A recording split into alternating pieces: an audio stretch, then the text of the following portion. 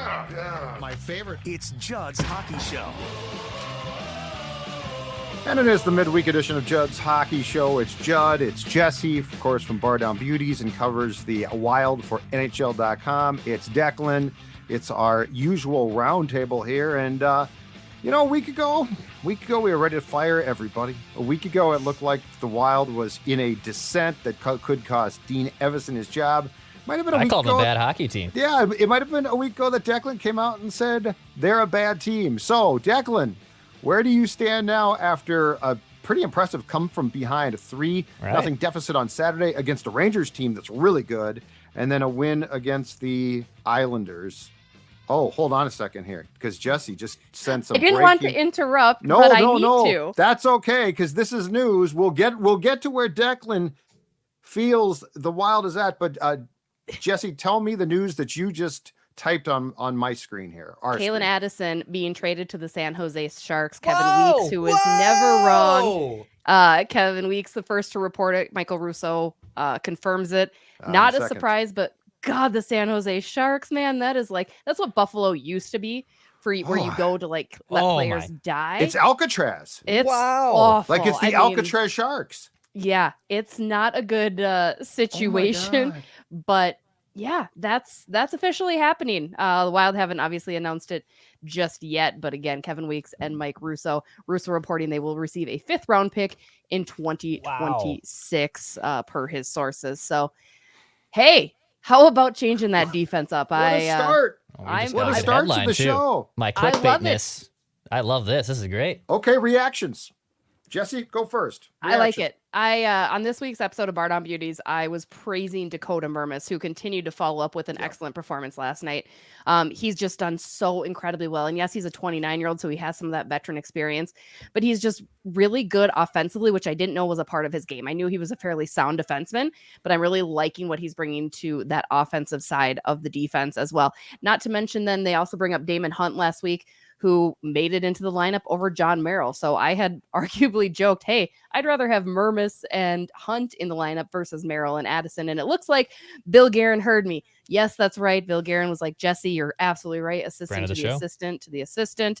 And here we are. We're heading that way. Calen Addison wasn't going to pan out like we wanted him to, right, guys? We've all given him the benefit of the doubt. So a trade seemed likely in his future. And here we are, sitting with it as it is. Dex? Yeah, this is interesting. I mean, we kind of forecasted the other week that he probably should be playing every day. Wouldn't be shocked if there was indeed, the Wild just cut bait, move on. And yeah, I don't know if Bill Guerin just said, hey, I like Judd's Hockey Show. I may as well just do this dang thing. It is interesting. It's a 5th round pick in 2026. So obviously that's down the dang line a little bit. But the Sharks are off to the worst start, right, in NHL history.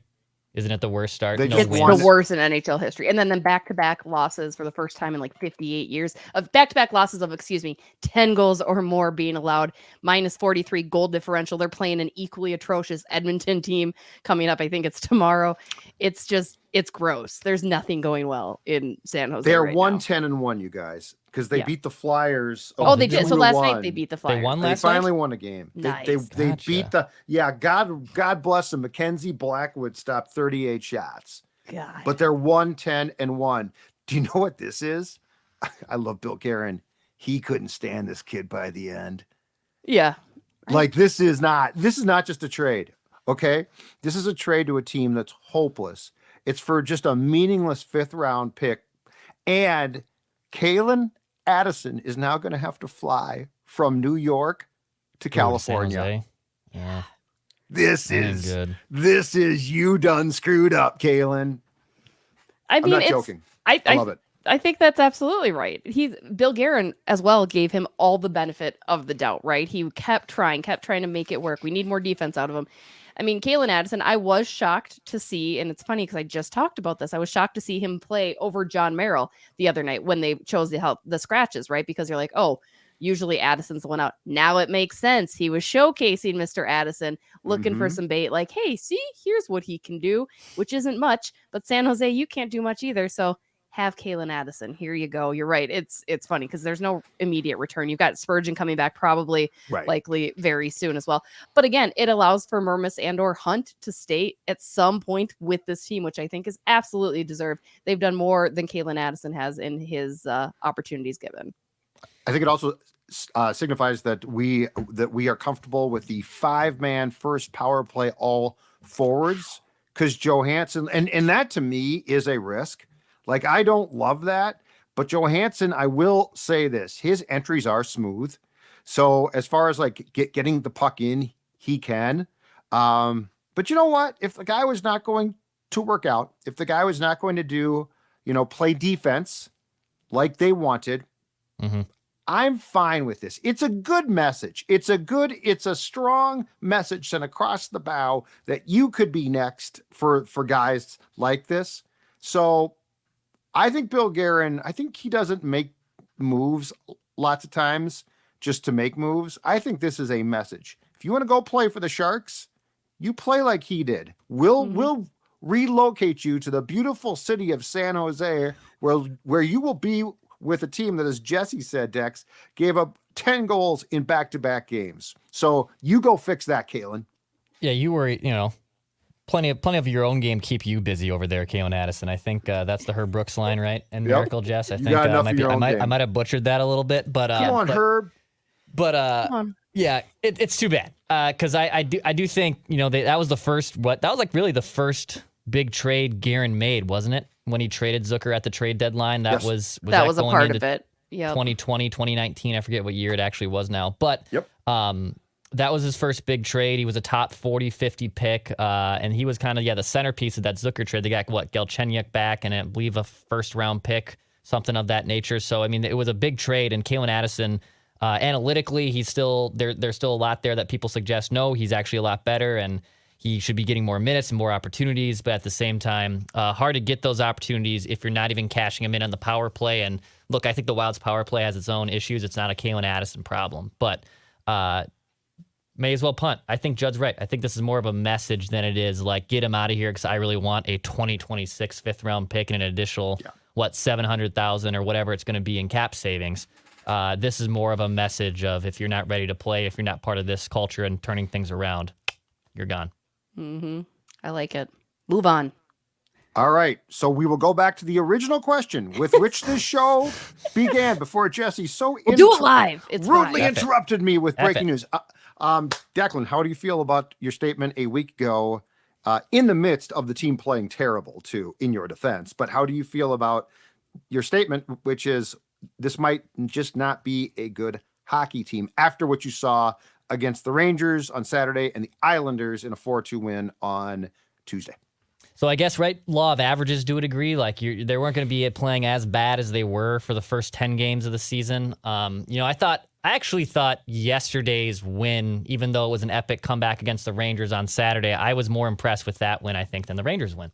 I really was, because, they had to battle in classic furious rallies, as Judd likes to talk about. Like, now that their backs are against the wall, they're going to start showing up and playing the full game they're supposed to. Actually, I liked the Islanders game a lot more yesterday. I thought that was much more of a sound game, much more of a convincing win that, hey, we can play this style of hockey. You can rotate your goalies here and there. If Fleury playing pretty well, it could work out for you. So I'm not ready to back off it that they're now a great hockey team because they finally have won these last 2 games against good New York teams. But I need to see a lot more of them playing consistent hockey and good hockey before I probably buy back in. Yeah, I think this road trip is going to tell us a lot about the Minnesota Wild. I liked the New York game. Even when the Rangers scored first on Saturday, I thought Minnesota came out with a lot more jump than they have. And then obviously it was nice to see them score first against the Islanders last night. But they're working hard. I think, Judd, you had tweeted exactly what I was thinking. You were in the old brain here that they finally have realized, hey, thought. Never allow that to happen. I know. Cool. They finally have realized, hey, we need to work pretty darn hard to get these wins. The wins are not going to come easy. I think the past 2 seasons, they had some of that puck luck, right? You create your own puck luck, sure, but they were getting some of the bounces the right way. That hasn't been happening. So it's just further proof that they have to work hard, really put that effort forward, get the bodies in front of the net, get down low, play simple, basic hockey. And that's what I've really liked seeing out of the Rangers-Islanders game. Again, facing the Rangers and the Sabres on a back-to-back, that's going to be a tough one. And then coming home against the Stars, they're going to have to play their butts off in order to eke out a couple more points here on this trip. And then once they get back home before they go to Sweden. I'm going to say something that's going to drive the non-hockey fans crazy, but I don't care. Okay. Because we always talk about work and grit, effort, and non-puck fans say, what does that even mean? Like, how do you quantify that? But so here's where I agree with Declan's point. They aren't that good of team unless they work their asses off. And if they do, they actually are very competitive. But I don't know, like the last 2 years, because I think we say, and it's not incorrect, but I think we say the last 2 years that this team starts its season without its mojo or without a spark or without, take your word for swagger, lack of swagger.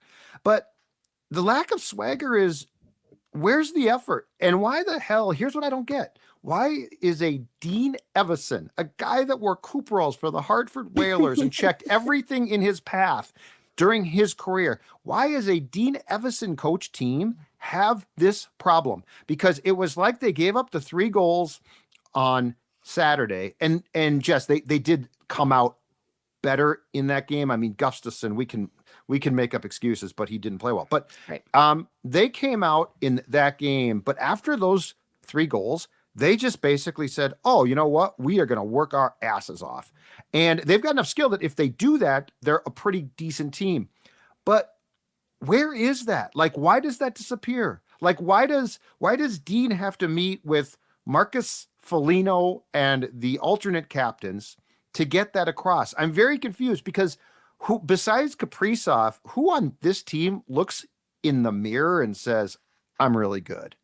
I don't know that they're doing that necessarily, but if you look at like Brock Faber has excelled and been the top player his entire young career. Marco Rossi, same sort of situation. So I think maybe a little of that might speak to those younger players coming in and learning to get into the man's game. Now, that's not to say they've come out cocky or with this huge swag like I'm the best player. Definitely not. I've never gotten that vibe, but I bet it's different than the way that they were forced to perform in college or internationally or even in the American Hockey League, right? Like they were used to being able to rely on some of their talent. I mean, Marco Rossi, hey, we were all kind of bagging on him, but ever since he added that work and that grittiness into his game, he's become this tremendous player. And that's simply because he kind of moved away from resting on his skill alone. So I think that could be a slight factor to it. It's that learning curve that some of these younger guys have. Like, hey, I'm no longer this elite player that things are going to come easy for me. I have to work my butt off just like everybody else. And I think they're finally starting to learn that now as we get into November.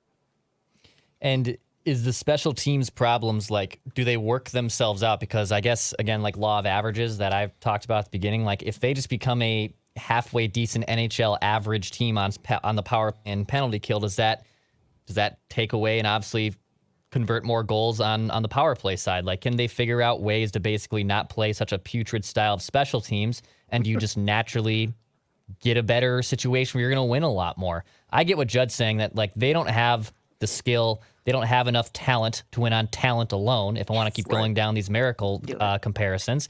So they're going to have to work their butts off. And then also special teams, like, can you be average? Can you be okay? It's kind of like Vikings fans with defense. Like, can you guys just be average? We're not asking you to be, the steel curtain, but can you just play a sustainable, legitimate, passable way that doesn't absolutely shipwreck you? So I think if they can figure out special teams and continue to work their butts off, then yes, in theory, they should be a better team. Well, kill penalties. That's my thing. Power plays go up and down, and you're not, you are not going to be top 5, but you can kill penalties. And just to your point, like Brock has been fantastic, and I actually think he works his ass off. I think he works hard, but I'm talking about like the disappearing acts of times of guys like Zuccarello. Like Zuccarello plays like he thinks he belongs with Kaprizov, and it's like, dude, you got to work your ass off. Like, you don't just belong there, and you don't just get that. And then what really drove me up the wall was last night they put him back on the first power play, and he makes a great no-look pass, which was a great play, and Kaprizov shoots off the pass, and I jumped through my TVs. You bleepity bleeps. This is what we've been asking for. Not where Kaprizov passes back to Zuki. And Foligno, like when Foligno takes his play now, and I don't know why Eriksson Ek is like his pacifier. Like if he's not with Joel Eriksson-Ek, he's not awful, but when he's with him, he looks like a different guy. So it's like, I also blame Dean. I'm sorry, but these line changes took way too long. Like, guys, we talked about this. But he like, did it. We need to let's take a moment, Judd. Let's be happy. Finally he did it. Right? He finally did it. But what I'm saying is I got to spark this team before then, and he finally did. But yes, Rossi with what he's on now, line, I think is fantastic. Faber is unbelievable. But it's good to see that whatever the message was, it finally got through, and it does feel like we are now seeing how this team can play. They're not going to win every night, but they also are going to play a style where they give themselves a chance, which the Devils game did not feel like they ever really had a chance. Right. No, I completely agree. I don't really have much to add there, but reminding they don't have the talent, but that's okay. Like, it's just not there. It's okay. They have Kirill Kaprizov still.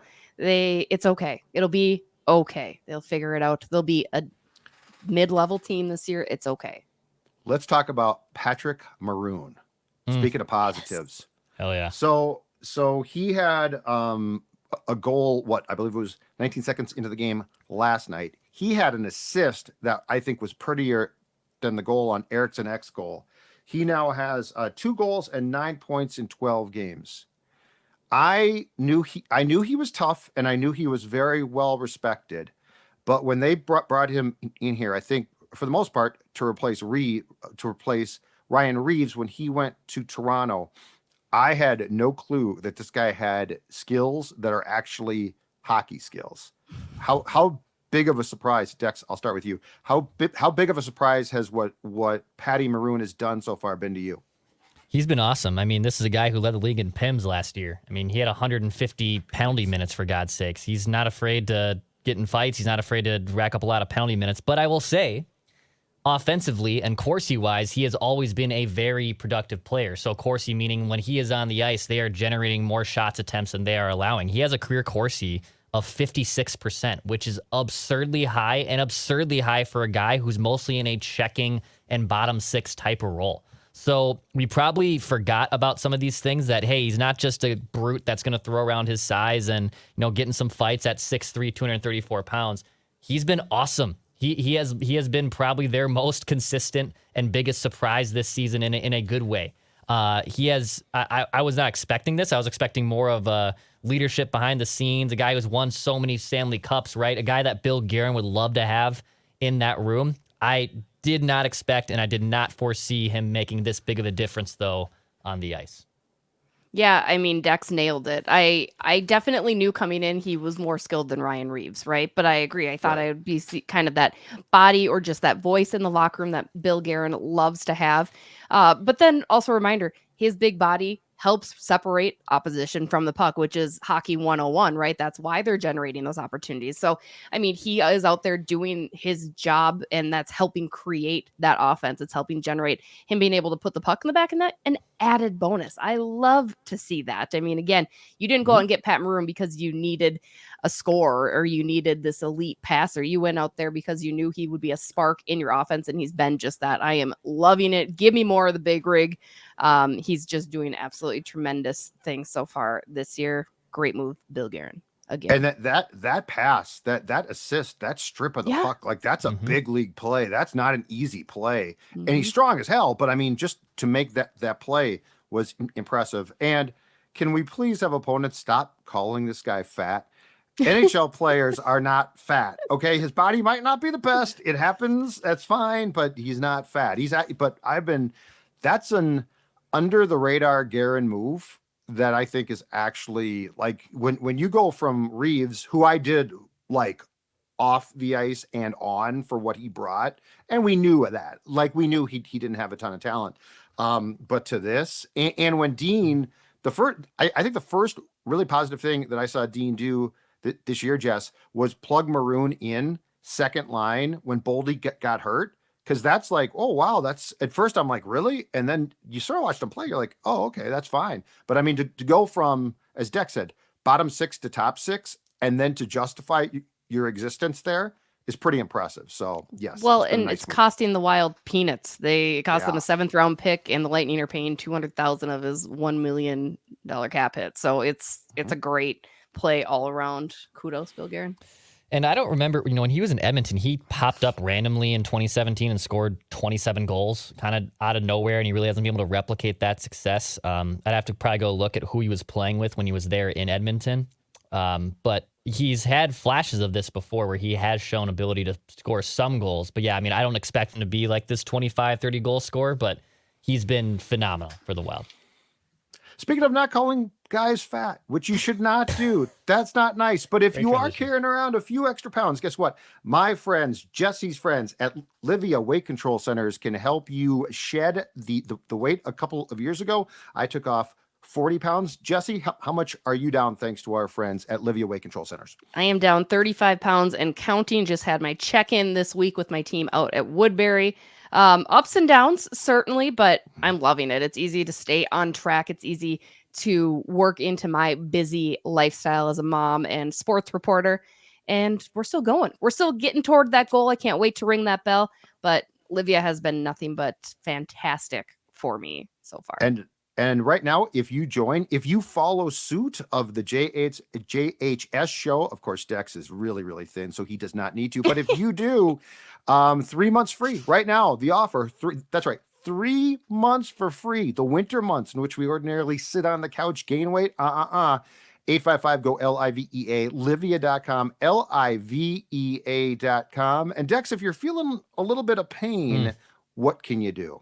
How about you go to our friends at Summit Orthopedics, okay? You can go to summitortho.com. Tons of locations in the metro and in greater Minnesota. So whether you're dealing, with ankle pain or you got oblique pain, you got shoulder pain, you got a bunch of different things going on, go check out our friends at Summit Orthopedics. Plenty of locations. Go to summitortho.com to find a location and book an appointment near you.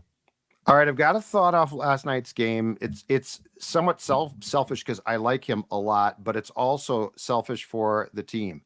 How about, I think he's 82, Lou Nanne joins the booth permanently, because I don't know what happened, but that fourth line and his grandson, Vinni Lettieri in particular, who scored his first goal with the Wild last night on a gorgeous shot, looked like a different player.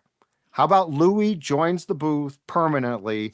Because if you can get that from his grandkid on a nightly basis, I'm not saying that he wasn't playing fine before, but Jesse, I'm not sure about you. That was in my opinion, super impressive performance by Vinni Lettieri.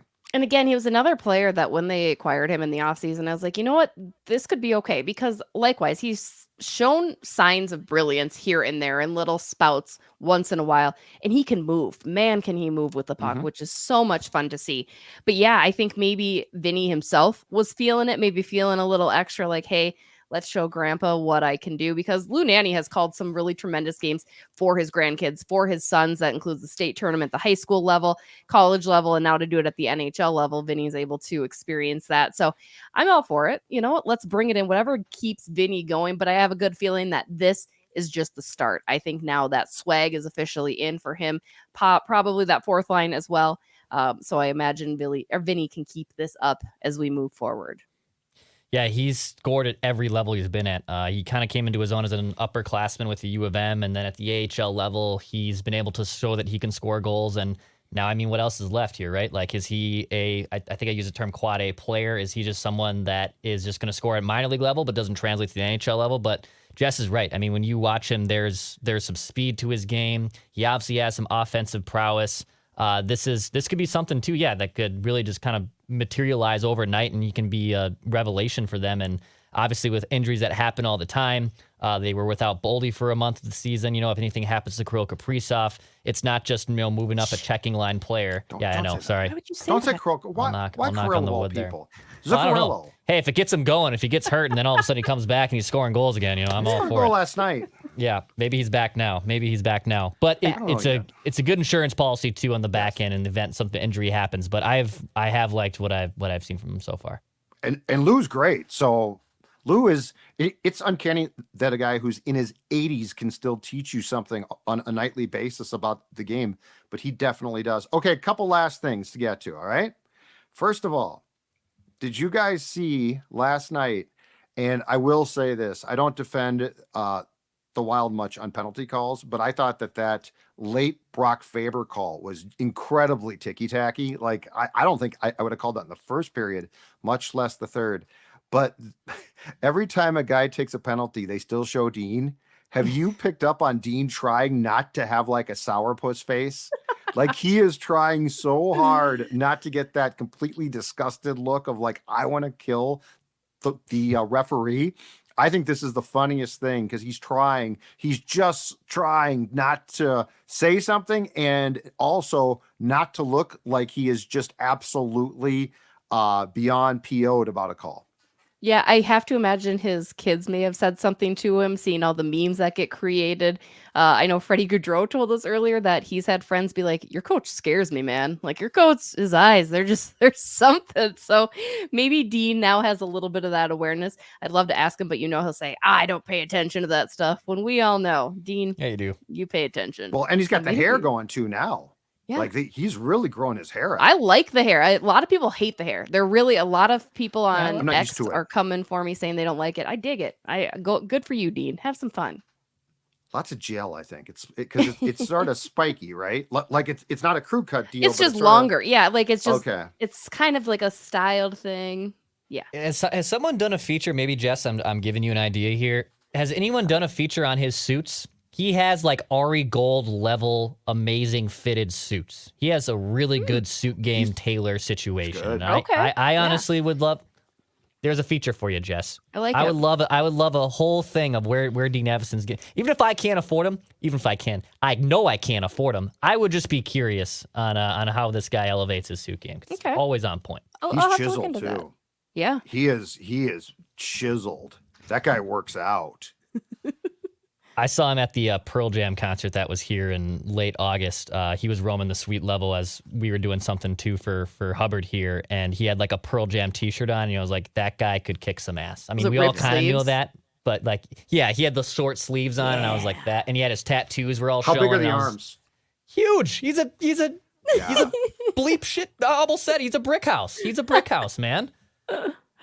He's got the and his suits have to be tough to tailor just a little bit because I feel like he's sort of stocky, but he's got that build, like he's got the shoulders that are super big, and so I'm guessing his suits probably cost extra to tailor as well. Oh yeah, I'll look into it for you, boys. He doesn't look like an off the rack guy.